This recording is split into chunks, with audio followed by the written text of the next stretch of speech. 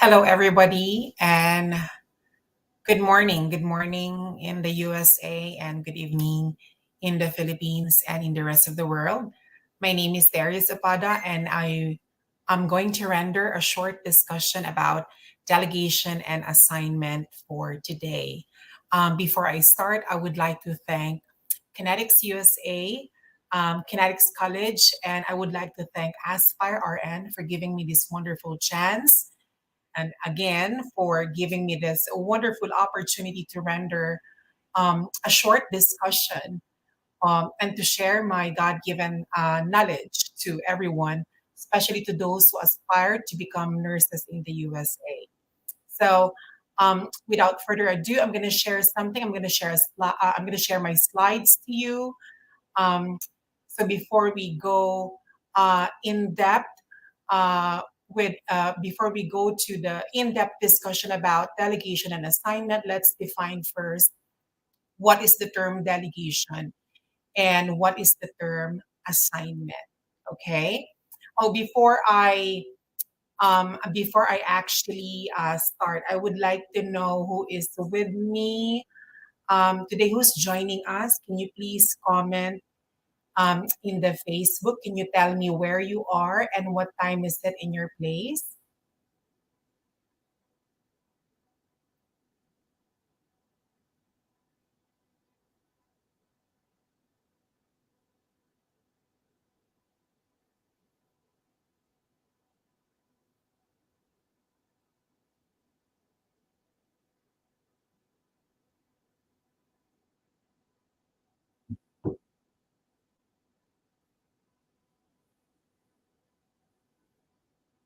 Okay, I can't still see it for now. Maybe some people are still, um, what do you call this, are joining. So let's give some time for people to join.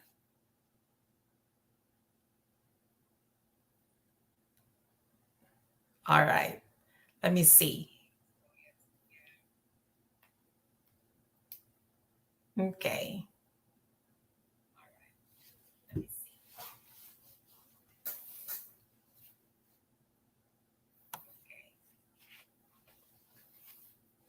Oh, so far we have 8 viewers as of this moment.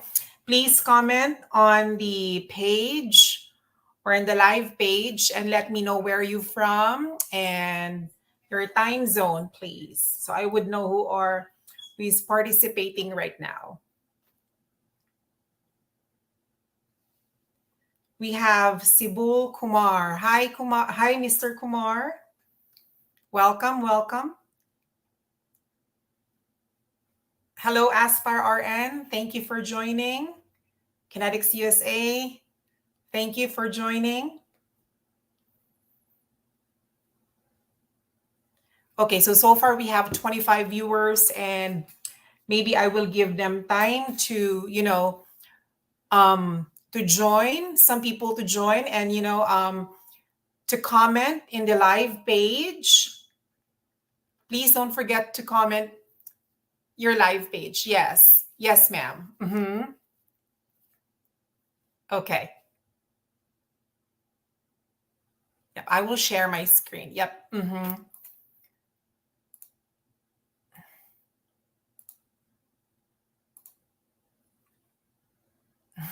Okay.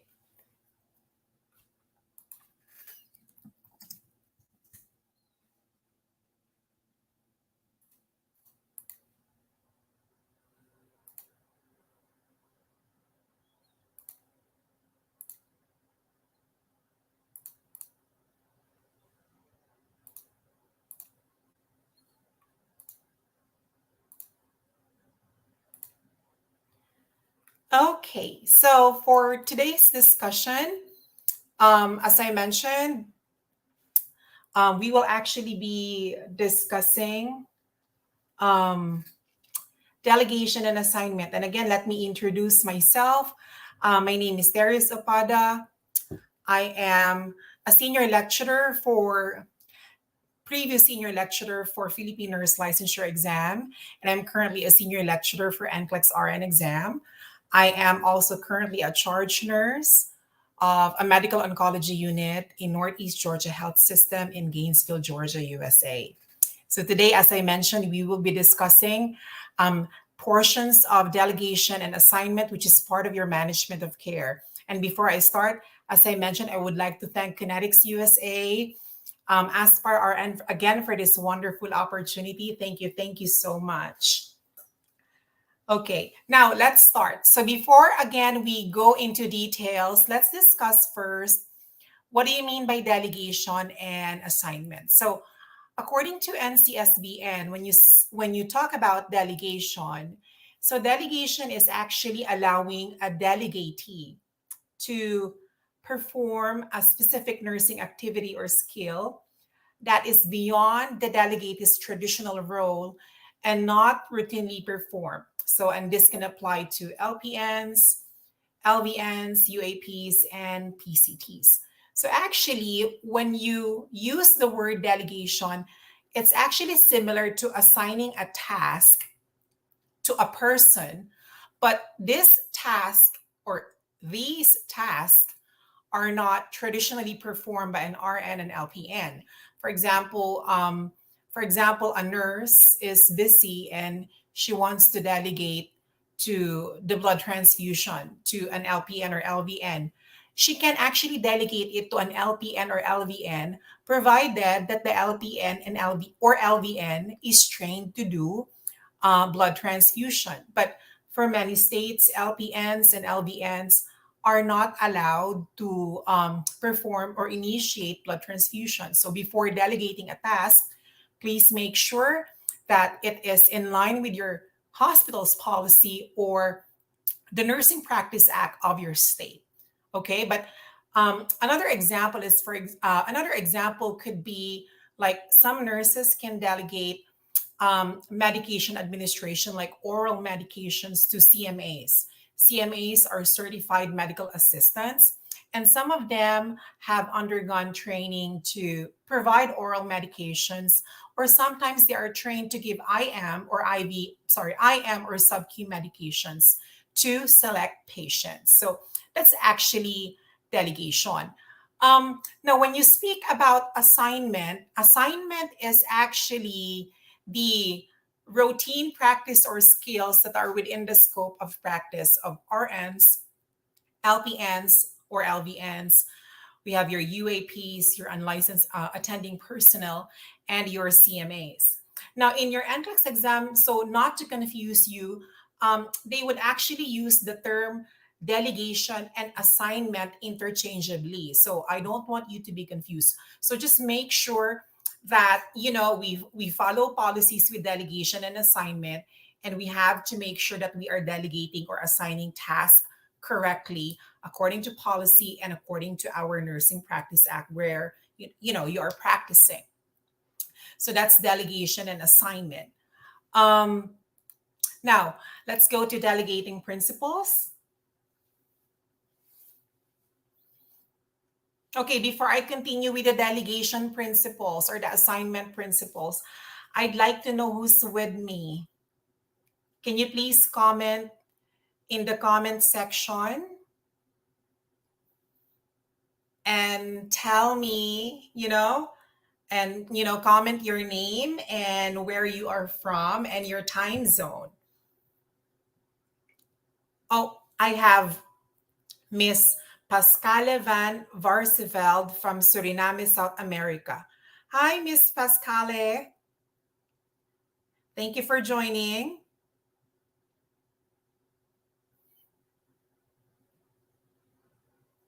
All right. Muhammad Quider. Hi, Mr. Muhammad. Marian Adamo from New York City. Hi. Welcome, welcome, welcome. Jonna May. It's 3 p.m. from Riyadh. Melody from the Philippines.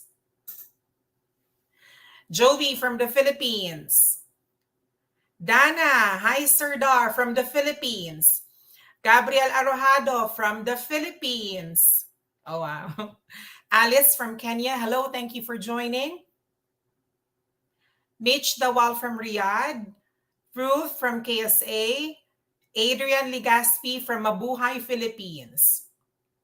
Christian Ko, Philippines. Oh, so actually most of my audience today are from the Philippines. Of course, we have from South Africa. We have from, of course, from the USA, from Riyadh in Saudi Arabia. There's also Maria Bella from Michigan, USA.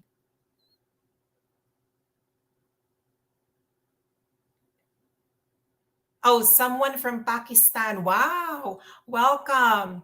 Watching from Oman, Leo, Sir Leo. Hi, Sir Leo. My sister is actually working in Oman. From Japan. Okay, Sir Riven.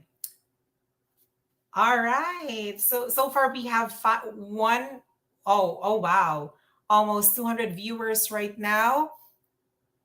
Thank you for watching. So going back again, the term delegation and assignment can be used in the NCLEX exam interchangeably. So we just have to understand the principles, and we need to know what tasks can RNs and LPNs or UAPs do, and that will guide you in how you will answer your NCLEX exam question. So let's go now to delegation principles. So when you talk about delegation, always remember that a delegatee is allowed to perform tasks beyond his or her traditional role, provided that she underwent training. As I mentioned a while ago, like an LPN or LVN can be delegated to perform blood transfusion or initiate blood transfusion, provided that she is trained. Some LPNs are also trained to provide um, parenteral feedings, for example, with your TPNs, provided that they are certified and they are being trained. If they are not trained, then you cannot delegate such tasks. So this is really, really important. Number two, the delegatee has obtained certification, training, or validation to perform the task being delegated. I guess I already mentioned this. So this is an important factor when it comes to delegation. They are trained, or they have been validated. They have been checked off. If we talk about in the U.S. Term, they have been checked off to perform such tasks.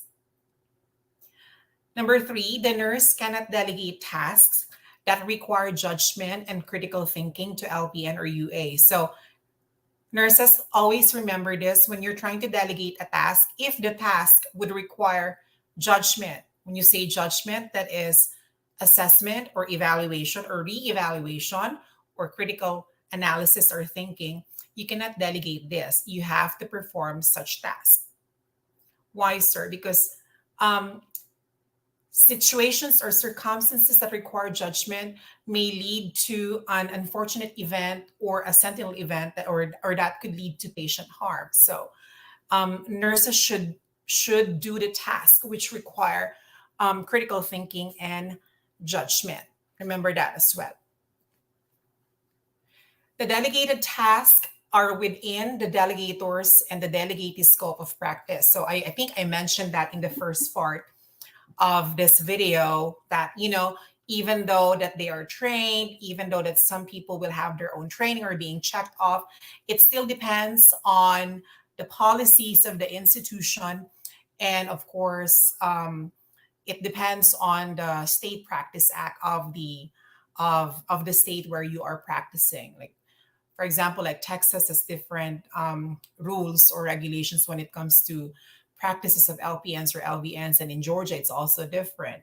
Here in Georgia, for example, our LPNs are allowed to like push medications and IVs, but they can't push emergency medications. But in some states, they are allowed, to push all types of medications. Even in central lines or PIC lines, they are allowed. So it really depends on your state laws and your hospital policies. Number five, the nurse who delegated the task has the authority to delegate. So If you're trying to delegate a task, make sure you have that authority and that need to delegate. So this authority can be given, of course, to the charge nurse, to the supervisor nurse, to the director, to APRNs, to advanced practice nurses, and of course, for regular nurses who really need to delegate tasks because they can't do everything. By the way, what's the bottom line? Why do we have to delegate tasks to other RNs, to LPNs, or UAPs? Basically, it's the reason is we can't do everything. There's sometimes, because of our patient load, there's just too much to do and we can't do everything. So sometimes we have to delegate tasks to other nurses or to our co-nurses. So for example, I am a charge nurse, and as a charge nurse, one of my tasks every day is to carefully delegate tasks to my co-RNs, to LPNs, and to my CNAs or UAPs. But last but never the least, always remember this: the delegator will retain full accountability and responsibility. So when you're delegating a task, keep in mind that the accountability is still yours. So whatever happens to the patient, you will be liable for that. You will be liable, the charge, the director of the unit, and the entire hospital could be liable under the principle of respondeat superior or vicarious liability. So keep in mind that when you're delegating, you're only delegating the task, but you are not delegating your accountability and responsibility. Now, in your NCLEX, actually, these principles can be summarized into 5 rights. No, I know that this is a lot to remember, sir. But the delegation principles could actually be summarized into 5 rights. And what are these 5 rights of delegation? And you might encounter this in your NCLEX exam. So let's go to 5 rights of delegation, so it's easier for you to remember. Now, when you're delegating a task or assignment, for example, you need to remember the 5 rights of delegation. You have your right task, assign the right task to the right person in the right situation or circumstance, with the right communication and direction, and of course with the right supervision. And as I mentioned, when you say right task, make sure that the task that you are going to delegate is within their scope of practice. So for example, if you want someone to clean a patient, so this is just cleaning a patient, then you can delegate this to a UAP or a CNA, or in our case, we call them your patient care tech, because it's just cleaning the patient. But if you want to delegate, for example, like you have to give an for example, subcutaneous epoetin or insulin, then you could delegate this to the LPN because that is within their scope of practice. Now, if you don't have LPNs, then you can delegate this to an RN. You cannot delegate giving IM or IV to UAPs or CNAs because basically that is beyond their scope of practice, correct? So if it is outside their scope of practice, unless they are trained, unless they were validated, unless they were checked off, then they cannot perform such task, or you cannot delegate such task. When you say right person, again, this person has sufficient training or experience or being validated or has a license to perform such task. And when I say right situation, the situation is not acute or will not lead to safety issues. So what do you mean by this? When you delegate, you need to make sure that the outcome of the task is very predictable. What do you mean by that? You can be sure, or you are assured that after the task is carried out, the patient will not be harmed, or the patient will, will remain alive or will not die. Can you follow? So if you think that the task is very dangerous, for example, if you think that suctioning the tracheostomy of the patient could lead to arrhythmia, of course, that is a sentinel event and the patient could die, then don't delegate it. What should I do? Then do it yourself. Can you follow? So when you delegate a task, make sure that the outcome is predictable. Make sure that the circumstance is safe, and make sure that you are, you are sure, you're assured that the outcome is safe and predictable. And of course, when you delegate, don't forget you need to give right direction and communication. So when you communicate, make sure it is clear. Your communication should be clear. It's very, very what? It's very understandable. It should be concise and complete. So when you delegate a task, for example, it has to be clear, it has to be complete or concise. So, for example, if I want to delegate to someone, hey, can you get a urine sample in bed 12?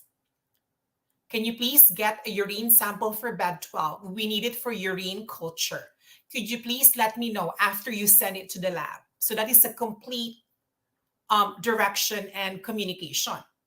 You cannot just say like, hey, can you get a urine sample to bed 12? And then he would ask, what is it for? Just get a urine sample. No, it should be clear. It should be concise, and it should be complete so that the person or the delegate can understand what he or she is going to do. And of course, most importantly, and I am always stressing this with a lot of nurses, when you delegate, you make sure that you're always available for the delegatee. There should be right supervision. You cannot delegate something and then go for a break. No, you can't do that. Why? There's a chance for sentinel event and you will not be there to supervise your delegatee. Remember, accountability and responsibility is still yours. It's commensurate to our job, to our role. So you cannot just leave. You have to supervise your delegatee. Um, on how he or she performed the task. So you have to make sure that they're doing it right or he or she is doing it right. So again, nurses, remember that in your NCLEX, you might encounter this. There are 5 rights of delegation. So remember this: the right task. Delegate the right task to the right person during the right situation or circumstance, with the right direction and communication, and of course, with the right supervision. Now, of course, after this one, of course, we need to know what tasks are safe to delegate, or what tasks could we assign to, of course, our RNs, LPNs, and CNAs or UAPs. So in our NCLEX exam, we have 3 types of RNs. We have your of course, the registered nurse. We have your licensed practical nurse or your LVNs, and we have your CNAs or your PCTs. They're called your unlicensed attending personnel. So that is what it means when you say UAP. So they are unlicensed by the state, but they can be certified. Don't get me wrong. CNAs, PCTs, CMAs, basically they have the same scope of practice. Oh, anyway, before I continue, I see a lot of viewers right now. We're going almost, wow, 200. Thank you so much, guys, for watching and for tagging your friends. By the way, please tell your friends to join us.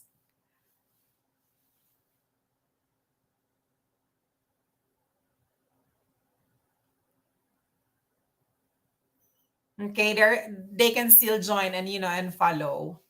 And thank you for your heart comments. Thank you as well for my previous student. Hello. I'm sorry I wasn't able to greet you one by one. So anyway, let's continue. Let's go to the task of each nurses. So we have your RNs. Of course, RNs. So this is you will be the RNs, right? After, of course, passing your NCLEX exam. So I placed a note in here on the side. So when you're an RN, always remember, when assigning patients, all unstable patients should only be handled by an RN.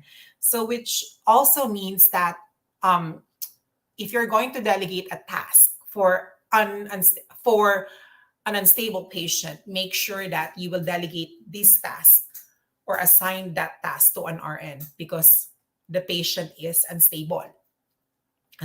When you say unstable, they have unstable blood pressure, unstable vital signs, they have breathing issues, they have arrhythmias. So if the patient is unstable, give it to an experienced RN. Another note: RN residents or orientees should only be given stable patients, not plates. I'm sorry for that. That is a typographical error. RN residents or orientees should only be given stable patients. Can you follow? So if the patient is unstable, do not assign the patient to an RN resident if the patient is unstable. Give this to an experienced nurse. Anyway, what are the things that RNs can do or you can safely delegate to RNs? So, of course, everything that requires assessment or evaluation, you can give this to the RNs. So, what are these? Shift assessments or pain assessments that is done by an RN. We have your history taking. Weight trends. When you say weight trends, this is like daily weights and you need to compare them. Wound evaluation, if we want to like evaluate the wound before it is evaluated by wound care. So if it's, for example, if the patient is just admitted and we want to identify if the wound is stage 1, stage 2, or a deep tissue injury, that is done by the nurse. If you are required to assess a response to medication, to monitor side effects or adverse effects, that is actually for an RN. Do not delegate this to LPNs. We will go to the tasks that are safely delegated to the LPNs in a bit. Reporting. So RNs can also do reporting. They can report symptoms of abuse. If you suspect abuse, child abuse, elderly abuse, neglect, that is actually a job of the RN. If you want to report diseases, especially hospital-acquired diseases, outbreaks, that is the job of the nurse. If you want to report a crime, for example, to authorities, that is the job also of the RN. And of course, reporting directly to physicians or to your advanced practice practitioners, that is also a job of the RN. So assessment or evaluation, reporting, that's a job of the RN. What else? It's also their job to give all types of medications, starting from oral to IVs. RNs who are trained can give critical drips, medications that needs to be in central lines, including parenteral medications like your PIC lines, your midlines. Procedures. So RNs basically can do all types of procedures, including blood transfusion, of course, peritoneal dialysis, if you're trained for that, continuous bladder irrigation, procedures that require validation, for example, like your CRRT, continuous renal replacement therapy, your hemodialysis, ECMO, LVADs, and intra-aortic balloon pump counterpulsation. So those complex procedures are usually assigned or delegated to a trained RN. Okay, so these things should actually be, basically, this is the scope of practice by an RN or of an RN. So anything that requires assessment or evaluation, reporting, meds, procedures from minor to complex procedures, delegate this to an RN.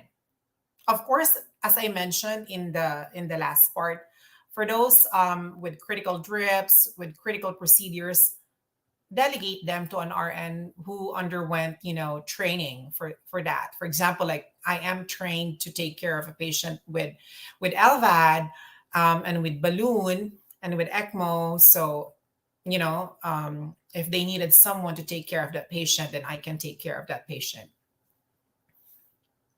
Okay. Now let's go to the LPNs. Oh, sorry, I forgot. Health teachings. RNs should do health teachings, and that should include admission teaching and discharge teaching. Health education should be the task of an RN. So if they are newly admitted, give them to the RN. Why? Because they need admission teaching. If they're about to go home or go somewhere, like assisted living, nursing home, etc., etc., give them to the RN because they would require discharge teaching. Can you follow? Okay. From the audience, before I proceed to the RN and LPN, do you have any questions about the task or the scope of, the practices, common practices of an RNs? Do you have any questions? Like, do you want to add anything, or do you want to clarify anything? Oh, there's a question here, sir. If it requires to assist a doctor in the procedure, of course it should be done by an RN. None. Okay.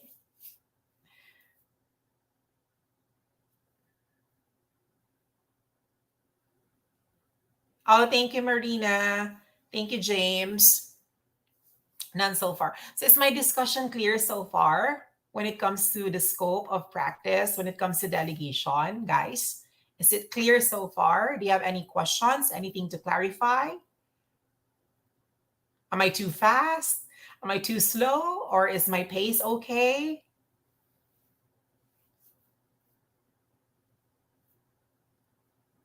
If not, again, guys, thank you.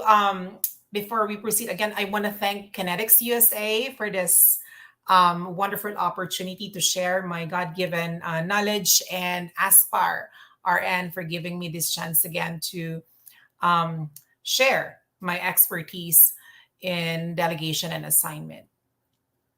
Um, by the way, if you want to actually, Kinetics USA are looking for scholars.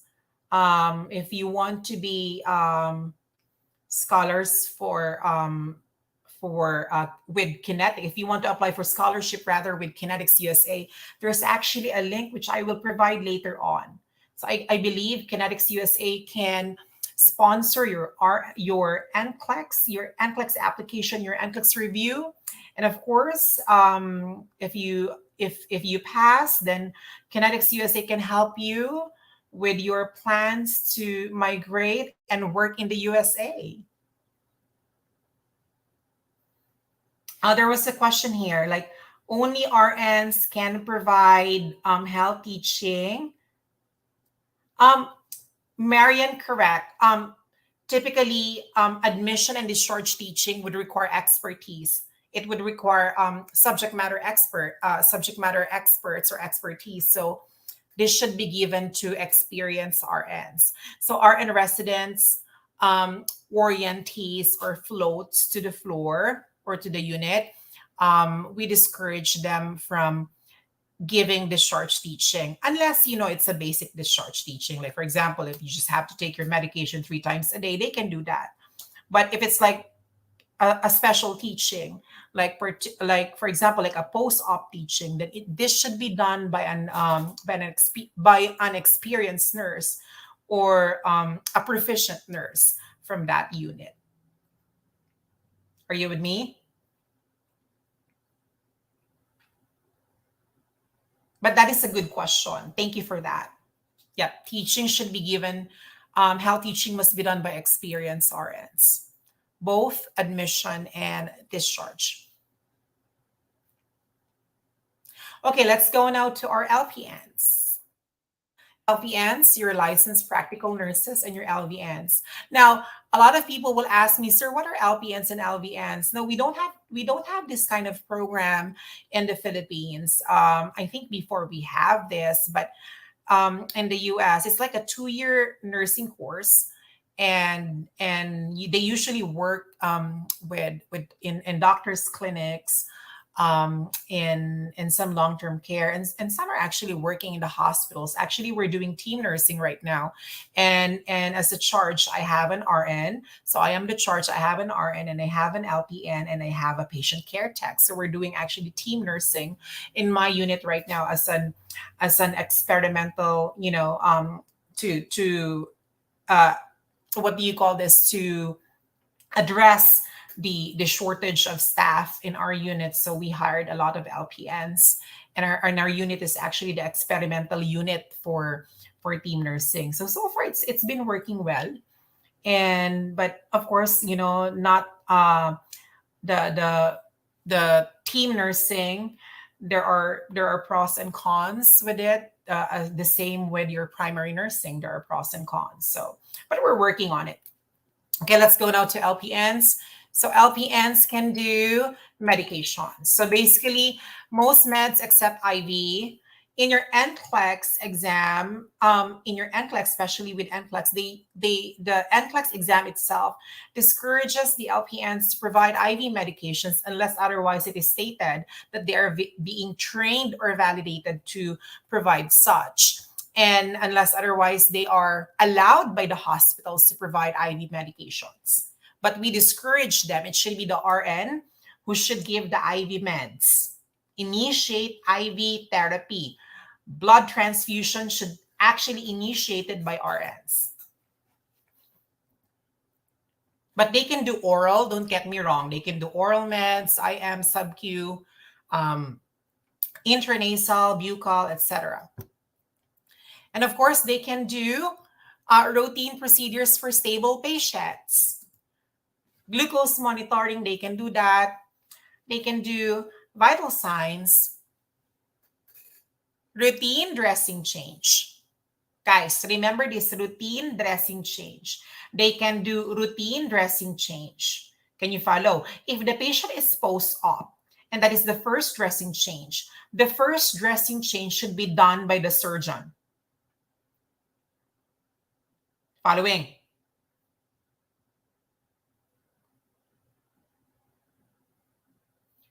The surgeon usually performs the first dressing change if the patient is post-op. Why?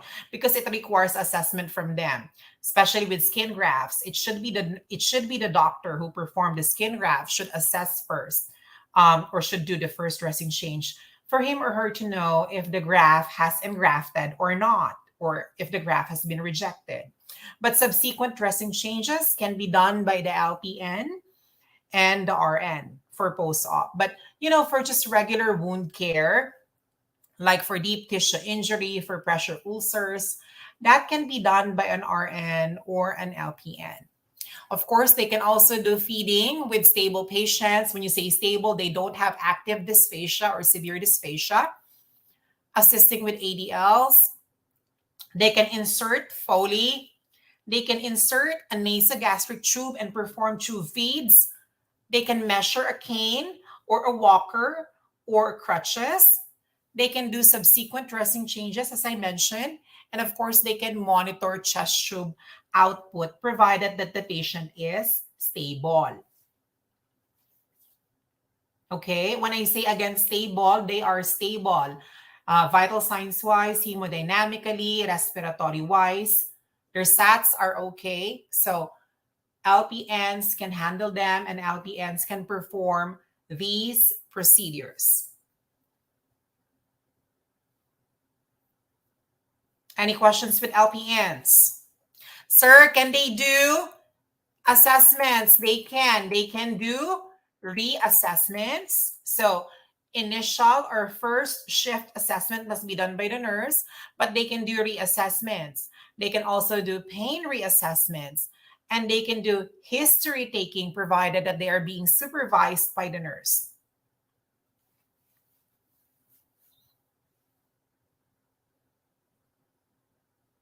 Sir, can they chart? Of course, they can chart in the reassessments. But the first assessment should be done by the nurses, by the RNs rather.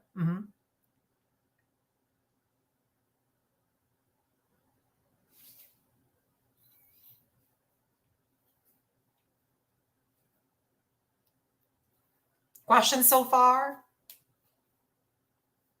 RNs, LPNs? None?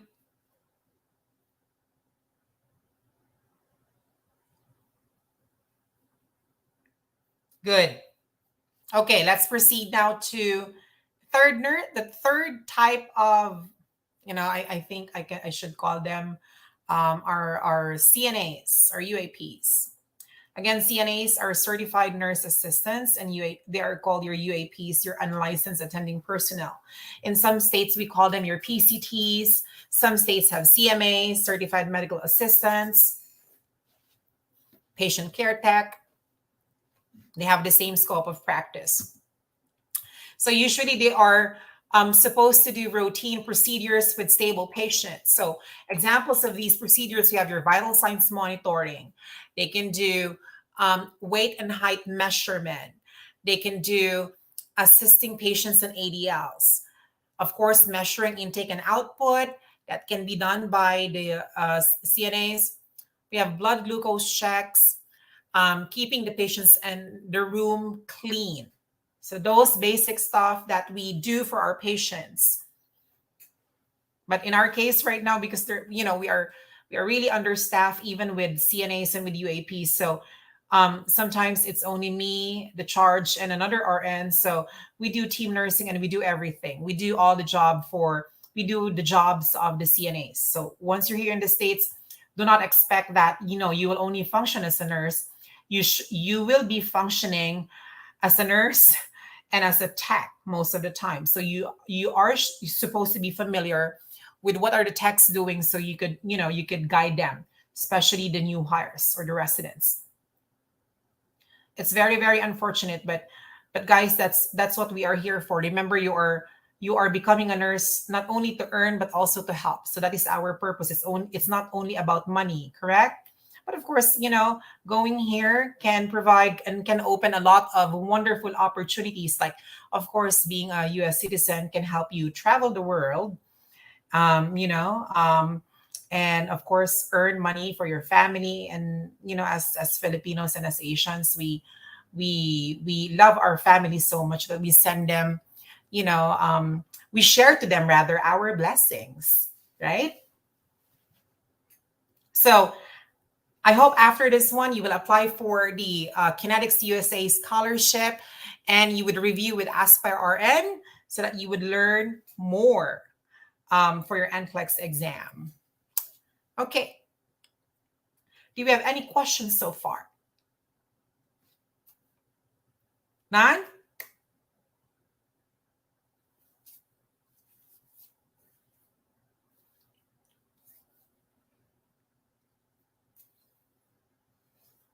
Anyway, I believe this short discussion is being recorded, and you can always review this video in the website of Kinetics USA and with Aspire RN. Again, Aspire RN, thank you so much. If you want quality review, and if you want, more discussion, especially from me, you could join us with Aspire RN. You could find our page in Facebook, Aspire RN. And of course, you will be able to meet Dr. Paul Biluwan, our CEO and head lecturer, and of course, some of our licensed in the US teachers. Of course, all of our teachers are US RNs. And if you want to apply for direct hire, for direct hiring process, you could, of course, contact Kinetics USA. Ms. Tanya Freeman will be really happy to have you on board and help you with your application process. So there was a question here, does Aspire only provide help in application of your US? Well, I believe that question should be best answered from someone from Kinetics, but I know that Kinetics USA helps a lot of nurses, especially Filipino nurses and nurses, outside the USA, to fulfill their American dream. So what are you waiting for? Join them and Aspire RN. Join Aspire RN for your review program. Okay, now let's try to test your knowledge about the things that we have discussed here. Okay, I'm going to give you just, 5 items. And I'll give you time to answer, and then we will check afterwards. Okay? Let's see. And then we will rationalize the question and the answer. By the way, before we go to that, so for Aspire RN, so we have 3 types of review. We have the starter review, which is only for $250. And this includes, you being able to join the Aspire RN live classes. The lecture cycle typically is around 6 months. Excuse me. And this will give you e-modules, access to Aspire RN Test Bank, comprehensive lecture video library, personal student advisor. You will have your own personal student advisor. You can join the high impact tutoring or HIT review, of course, the final coaching, and you will have exam readiness assessment. For an additional of $200, which is the $250, it will give you access for lecture cycle for 2 years unlimited. Plus, you will get a personal mentorship and a sure pass guarantee from Aspire RN. But if you want like the most extensive review, you could pay extra for $650, and that would give you 2 years unlimited for lecture cycle, plus all of those features that you could get from Pro and Starter, and a UWorld access for 90 days. So this is actually Aspire RN. The program from Aspire RN is actually a great way of saving for your review. And, especially most of us would want like accessible review. When you're working, you don't have time to attend an actual review. Aspire RN is actually a great solution for you. So join us today, okay? Join our Facebook page and you can chat with our representatives who are more than willing to help you and assist you with your questions. And if you are already an NCLEX passer or planning to apply for NCLEX, you can also, again, contact Kinetics USA, and the representatives and staff are also more than willing to help you in the application process. So we have upcoming schedules. Actually, I believe we are still accepting enrollees for the September schedule. So, by the way, on this, you can see Dr. Nurse Paul there, his Instagram. He's our CEO of Aspire, the CEO of Aspire. And you will get to meet and talk to him if you join Aspire RN. So these are schedules: July 4, August 18, and September 15 to 16. And I guess you will have more schedules after September 15 and 16. Yes, you can. Join Aspire today and, join Kinetics USA for their nurse scholarship program and, fulfill your American dream. So just like you guys, I just started, it just started with a dream, I took my NCLEX exam in 2010, and, I pursued teaching. It was not really in my mind to go abroad, but something just happened one day that an employer visited us in our town, and they were looking for nurses, and here I am right now. I was able to arrive. I arrived here in the States 3 years ago, and that is actually May 2019. 2019, right? It's been more than 3 years. And so far, my experience here being a nurse is really, really fulfilling, especially financial wise. Okay, so let's proceed. Let's go now to the questions.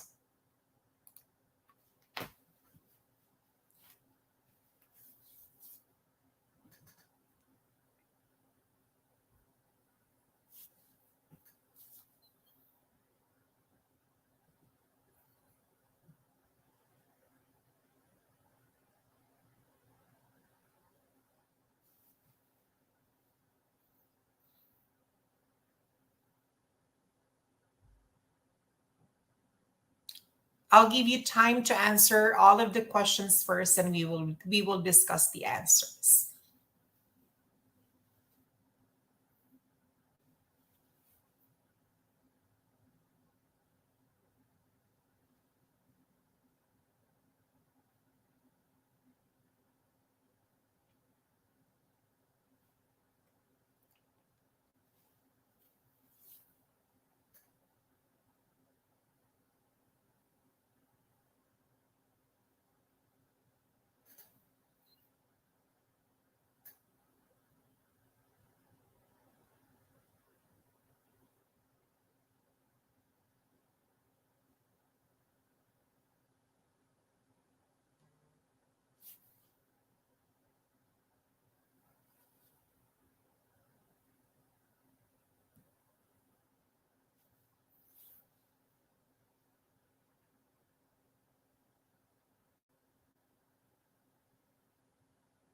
So remember, this question is about the UAP, unlicensed attending personnel. So which task can be performed by the unlicensed attending personnel?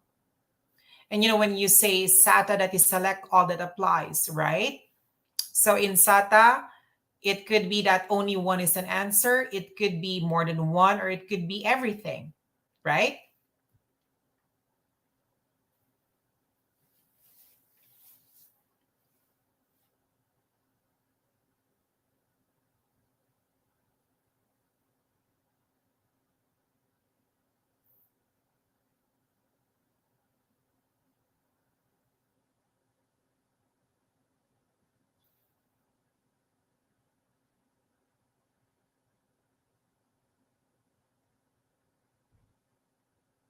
Keep your answers to yourself first, or you can type your answer if you want to.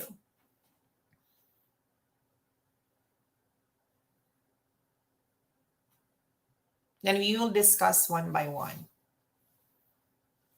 Okay, let's go to number 2.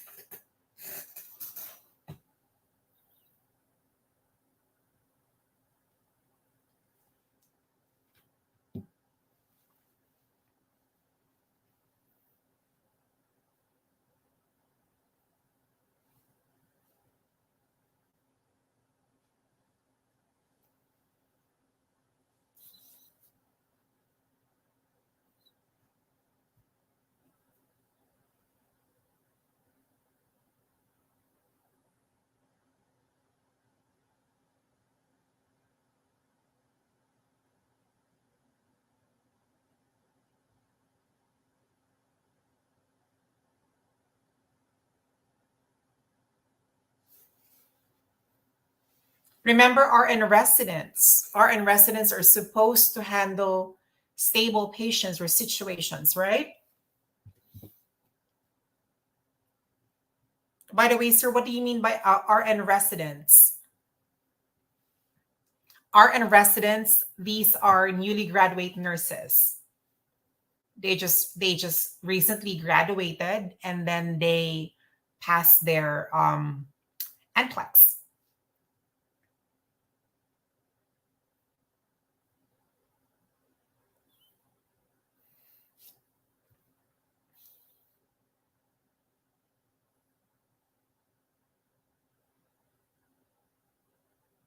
Okay, let's go to number 3.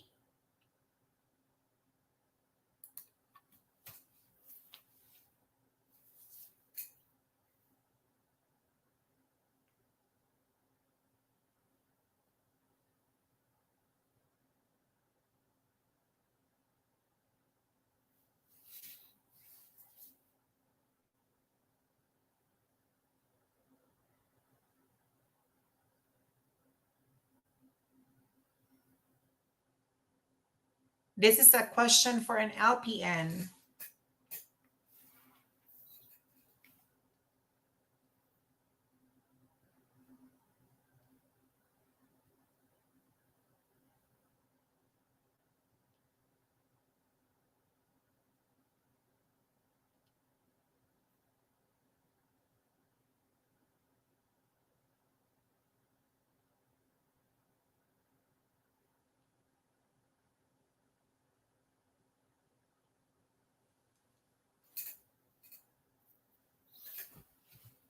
Remember, LPNs.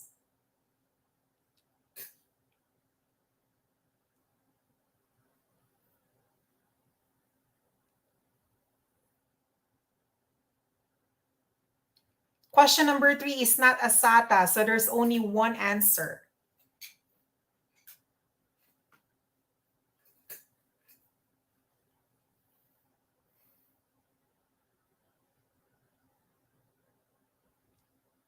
If it is not a SATA, a select all that apply question is, so it only requires one answer.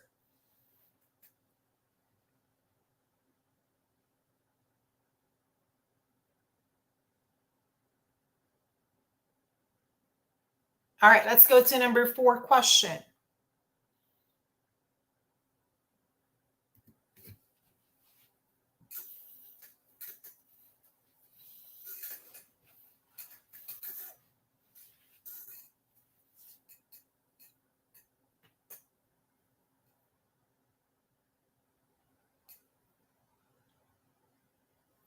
For number 4 question, this has been a common board, question. An RN who floated to the unit. Remember, floaties, who floated. Floaties are considered supposedly, ideally, they're considered orientees. Floaties are considered orientees, hence they should be given stable patients.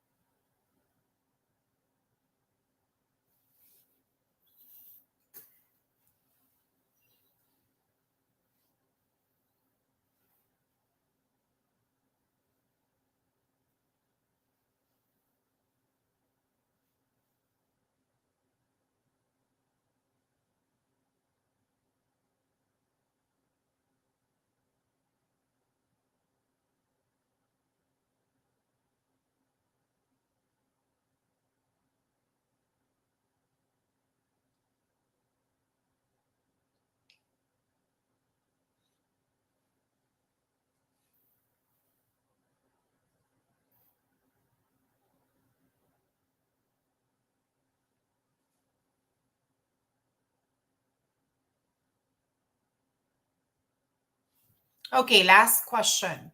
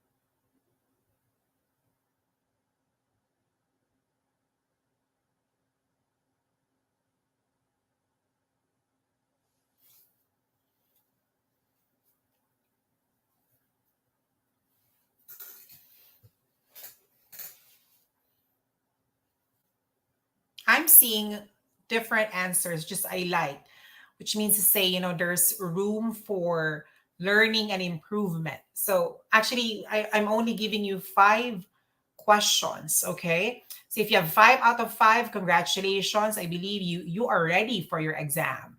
If you got 3 or 4, maybe you need to study a little bit. If you get below 2, well, it's really the best. It's now the best time to start reviewing for your NCLEX.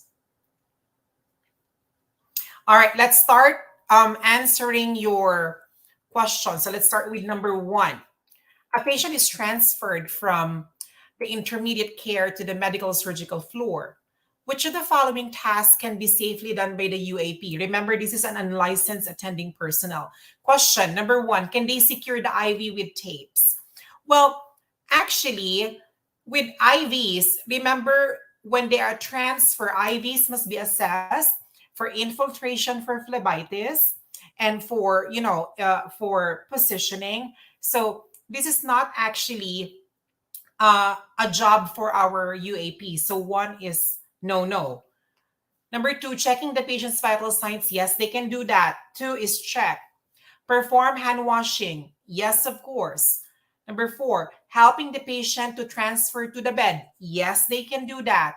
Number 5, transferring the oxygen tube from the portable tank to the wall. Yes, they can do that. It's a simple task. Can they assess the patient's skin? No. Can they weigh the patient using the bed scale? Yes. So the correct answer is number 2, number 3, number 4, number 5, and number 7.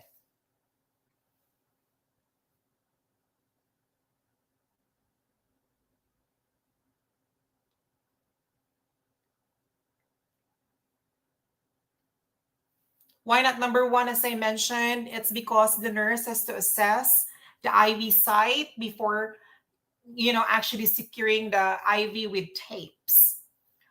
Why number 5? It's an easy task. You just move the tube from the tank to the wall.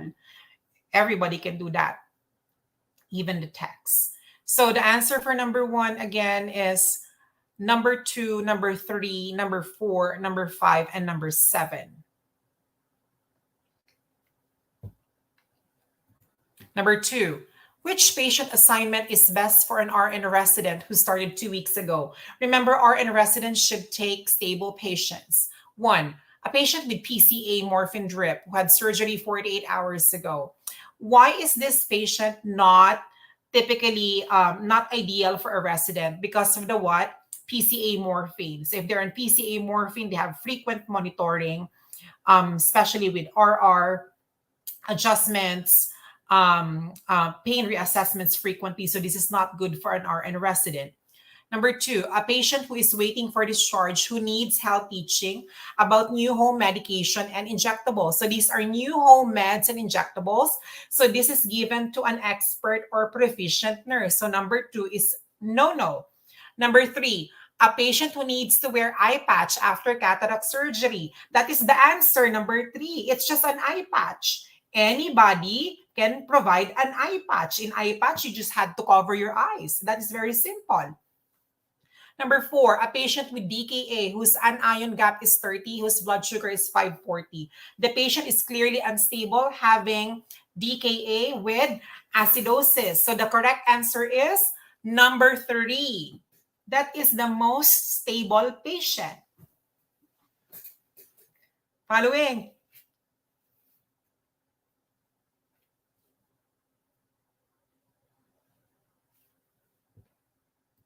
Number 3, which task can be best assigned to an LPN? Number 1, a patient that requires assistance with a bedside commode. They can, but that task is also being given to CNAs or UAPs. B, a patient that requires sliding scale insulin. What is a sliding scale insulin? We check their sugar before they eat or after they eat or before they sleep, and then we give them the insulin required. And that is, a form of medication or routine medication that is scheduled. So they can also do that. Number 3, a patient that requires health teaching about epoetin and Neupogen. No, that is a job of an RN.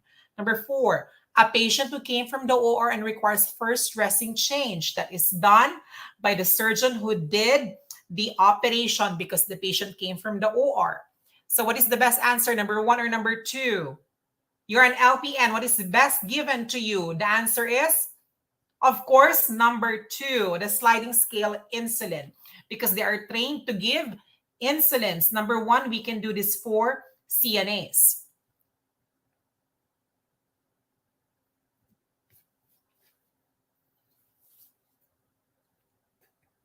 Number 4, which of the following task is best delegated to an RN who floated to the unit from a surgical short stay? Remember, floaties are considered to be what?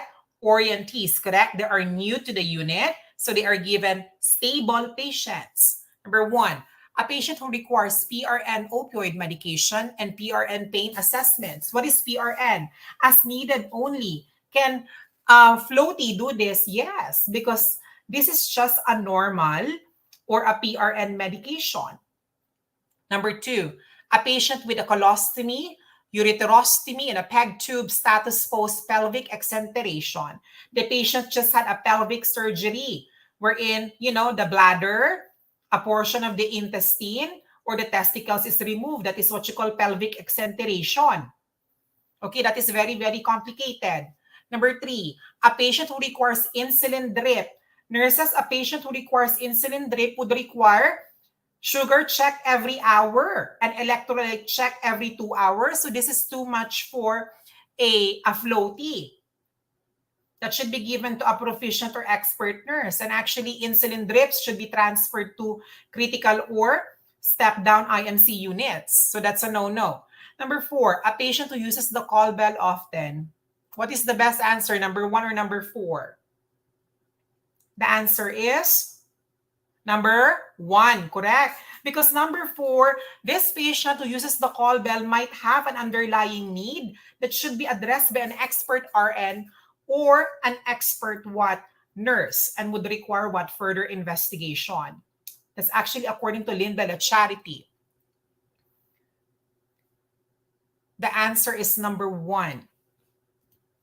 Number 5, the surgical floor is full for the day. Which of the following nurses is best to assign to a patient who requires administration of IV cyclosporin, Rituxan, and azathioprine for multiple myeloma? So these meds are actually chemo drugs or immunosuppressants. Number 1, the RN who floated from the emergency unit for the day with 5 years of experience. No, why? This is a floaty. We don't expect the floaties to administer this many chemotherapies. And she is from the ER. She's not from that unit.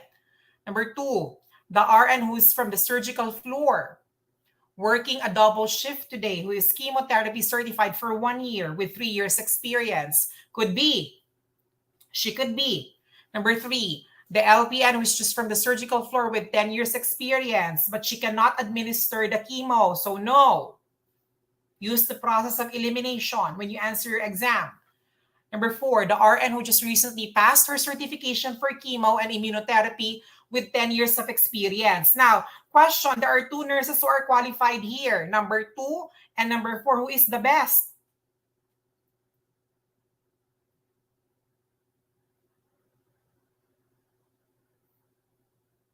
Number 4 just passed her certification, even though she has 10 years experience. The answer is number 2. Why? Because she's been chemo certified for 1 year. So meaning to say she's been giving chemo drugs for 1 year already.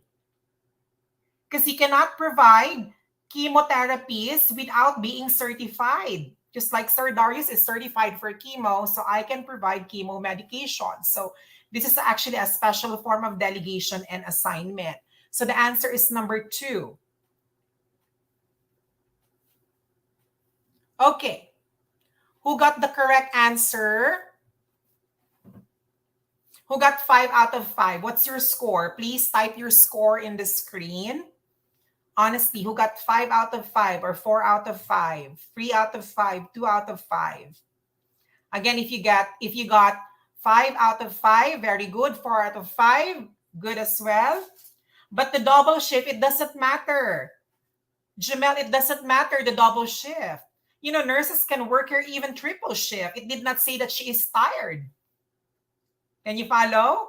It did not say that the double shift is 12 hours. It could be 8-hour shift. So let's not assume that that nurse is tired. Following. Celso got 5 out of 5. Claire got 5 out of 5. Justin got 3 out of 5.